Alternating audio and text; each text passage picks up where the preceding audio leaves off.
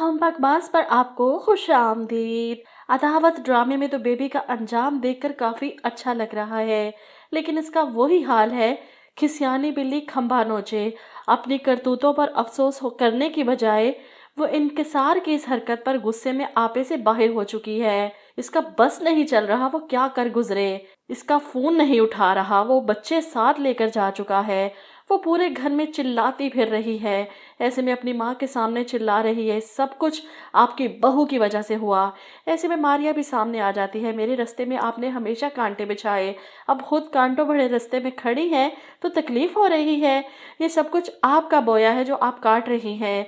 Baby से ये सब बर्दाश्त नहीं होता, वो अपनी माँ पर चिल्लाती है। देख रही है अपनी बहू की जुबान, इसकी तो मैं अभी खबर लेती हूँ। वो आगे बढ़ती है मारिया को मारने के लिए, तो इसकी माँ सामने आ जाती है। होश करो बेबी, खबरदार, तुमने मारिया को हाथ भी लगाया तो। सही कह रही है मारिया, इनकिसार को तुमने खुद ये सब करने पर मजबूर किया, अपने भाई के साथ बदतमीजी की, इसे खुद से मुतनफ़र किया। मारिया को यहाँ से भेज देती हैं, तुम जाओ बहू अंदर, ये तो पागल हो गई है। ऐसे में आप देखेंगे मारिया पानी पीने किचन की तरफ जाती है तो बेबी मौका मिलते ही इसकी तरफ बढ़ती है। इसके सामने एक गिलास ज़मीन पर पटक कर चिल्लाती है। ये देखकर मारिया को भी गुस्सा आता है, ये क्या कर रही हैं आप। जिस पर बेबी चिल्लाती है, मुझसे झगड़ा मोल लेकर तुमने अच्छा नहीं किया। वो मारिया को पकड़कर इसे झंझोड़ती है। मेरे बच्चे अगर इस घर में नहीं रहेंगे ना, तो मैं ना तुम्हें और ना तुम्हारे इस बच्चे को। मारिया ये सुनकर तड़प जाती है, खबरदार अगर आपने एक लफ्ज़ भी और कहा। मारिया की धमकी सुनकर बेबी का पारा और चढ़ जाता है। वो इसका गला दबाने की कोशिश करती है, मेरा तो दिल करता है तुम दोनों का गला दबा दूं। ऐसे में मारिया अपना आप छुड़वाती है और चिल्लाती है, क्या कर रही हैं आप, दिमाग तो नहीं खराब हो गया आपका। इधर असजद ऑफिस में बैठा परेशान, बेबी ने जो कुछ किया, ऊपर से इनकिसार भी रिजाइन कर चुका है, वो कैसे इस सिचुएशन को संभालेगा। इधर अपनी हमदर्दी दिखाने के लिए अंबर आ जाती है। वैसे भी आज की किस्त में बहुत बुरी लगी जब तैयार होकर असजद के सामने खुद को फिर से नुमाया करने की कोशिश कर रही थी। असजद ने सही किया इसके साथ, ये जानते हुए भी कि वो किसी और का शौहर है, इसे क्या ज़रूरत थी ये सब करने की। बहरहाल असजद ऑफिस से उठ जाता है, वो परेशानी में घर पहुंचता है फौरन। इधर बेबी जो मारिया के साथ लड़ रही थी, दिमाग मेरा खराब था जो तुम्हें पसंद किया, तुम्हारे ऐबों पर पर्दा डाला ताकि तुम्हारा घर बचा रहे, और उल्टा तुम हमें आंखें दिखा रही हो।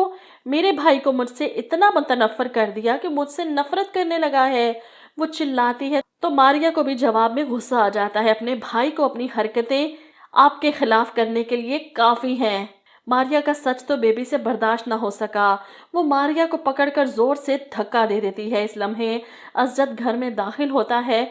वो मारिया को ना संभालता तो आज शायद सब कुछ खो देता। मारिया इतनी जोर से जाकर असजद से टकराती है और असजद इसे फौरन पकड़कर संभालते हुए बेबी को घूरता है। वहीं बेबी, जिसे हालात की संगीनी का अंदाज़ा ही नहीं था, इसे लगा था ये सब करने के बाद वो साफ मुकर जाएगी कि मारिया खुद गिरी है, लेकिन इसका सच इस तरह सामने आएगा असजद के इसने सोचा नहीं था।